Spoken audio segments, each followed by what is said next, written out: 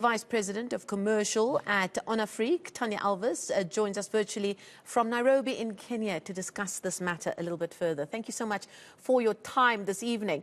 The numbers are quite astounding. There's so much potential to be unlocked in Africa, as it accounts for 70% of the world's 1 trillion mobile money value and registered a 12% growth in mobile money accounts to 1.75 billion in 2023. Now, those are numbers that you can't really see in your traditional spaces, and yet we know there are vast numbers of people that are part of this unbanked sector that we hear about. How big is the potential in this sector?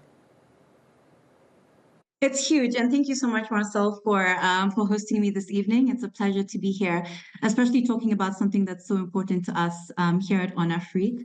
The GSMA has a state of the industry report actually that they publish every single year, and we see some very promising results there. I think from 2022 up until last year, we've seen an increase in the amount of value, being processed with mobile money, increasing by about 19% to about $62 billion on the continent. And then we've also gotten an increase in terms of the number of mobile money registered accounts, which now looks at and stands at 800 million registered users, which is also up from the previous year. So I think what this is telling us is that the continent wants and sees a lot of value when it comes to mobile money and digitized payments.